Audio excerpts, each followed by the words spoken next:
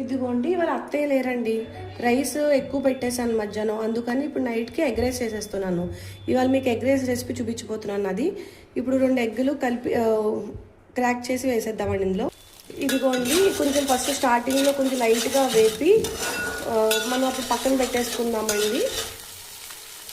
మా అత్తయ్య వచ్చే లోపల రైస్ కంప్లీట్ చేశారండి, లేకపోతే తిడతారు ఎందుకు అంత రైస్ పెట్టేసుకుని వేస్ట్ చేసుకుంటావు అని చెప్పేసి. ఇదిగోండి మరీ ఎక్కువగా వేపుకోకూడదండి, ఇలా లైట్గా వేపుకోవాలి. ఇప్పుడు మనం ఇది పక్కన పెట్టేసుకుని తాలింపు వేసుకుందాము. ఇదిగోండి ఇప్పుడు మనం తాలింపు వేసుకుందాం. ఫస్ట్ వెల్లుల్లిపాయలు వేసుకుందాం అండి. ఇదిగోండి జీలకర్ర, ఎండుమిరపకాయలు కూడా వేసుకుందాం, కరివేపాకు కూడా వేసుకుందాం అండి. ఇదిగోండి ఇప్పుడు పచ్చిమిరపకాయలను ఉల్లిపాయలు కూడా వేసేసుకుందాం అండి. పిల్లలకండి ఇలాగా ఎన్నో రకాలు చేసి పెడితేనండి ఎంతో ఇష్టంగా తింటారండి, లేకపోతే బయటికి వెళ్ళి తినాలి అని అనిపిస్తుంది. అందుకని ఎప్పుడైనా సరే మనము ఇంట్లోనే ఎన్నో రకాలు చేయాలని అనుకుంటూ ఉండాలి, మనం ఎప్పుడు చేస్తూ ఉండాలండి. ఎన్నో రకరకాలుగా చేస్తూ ఉంటే పిల్లలు కూడా ఎంతో ఇష్టంగా తింటారు. ఇదిగోండి కొంచెం లైట్ బ్రౌనిష్ కలర్ వచ్చినాయి కదండి, సరిపోతుంది. ఇప్పుడు మనం ఫ్రై చేసుకున్న ఎగ్ కూడా వేసేసుకుందాము.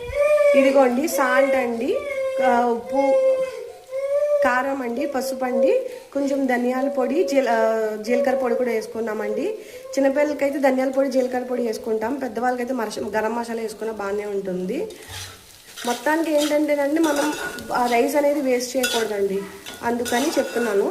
ఇలా చేసామనుకోండి, ఇప్పుడు పెద్దవాళ్ళైనా సరే వాళ్ళు ఉండిపోయిన అన్నం తినేమంటే తినలేరు, అందుకు ఇలా చేసామనుకోండి వేడి వేడిగా ఎంతో ఇష్టంగా తింటారు. ఇదిగోండి బాగానే అయిపోయిందండి. ఇదిగోండి రాత్రి ఉండిపోయిన రైస్ అండి, ఇది మధ్యాహ్నం ఉండిపోయిన రైస్ అండి, అందుకని ఇప్పుడు వేసేసుకుందాము. మీకు ఎంత కావాలంటే అంత రైస్ వేసేసుకొని ఎంతమంది తింటారో అంతమంది వేసుకోవచ్చు. ఇది ఇలా చేసుకోండి, చాలా చాలా అంటే టేస్టీగా ఉంటుంది. పిల్లలకి కానీ పెద్దలు కానీ అందరూ ఇష్టపడతారు. ఇలా చేసేసామనుకోండి రైస్ ఉండిపోయినట్టు కూడా ఎవరికీ తెలియదు, ఇది మధ్యాహ్నం రైస్ అని కూడా ఎవరికీ తెలియదు, అంత బాగుంటుందండి టేస్టీగా. ఇదిగోండి చూసారు కదండి ఎంత బాగా కనిపిస్తుందో. ఇలా కూడా తినేయచ్చండి. కావాలంటే మీరు ఉప్పు కారం అన్ని ఇంట్లో ఇప్పుడు ఈ టైంలో చూడొచ్చు. మీరు లేదు బయట స్ట్రీట్ స్టైల్లోనే కావాలి అనుకుంటే మీ దగ్గర సోయా సాస్, చిల్లీ సాస్ ఉంటే అవి కూడా వేసుకోవచ్చండి. ఇదిగోండి నా దగ్గర సోయా సాస్ ఉంది, సోయా సాస్ వేసుకుంటున్నాను నేను కొంచెం. ఇదిగోండి చూసారండి ఎంత బాగా కనిపిస్తుందో. నేను కొంచెం సాల్ట్ పడుతుందండి, సాల్ట్ వేసుకున్నాను.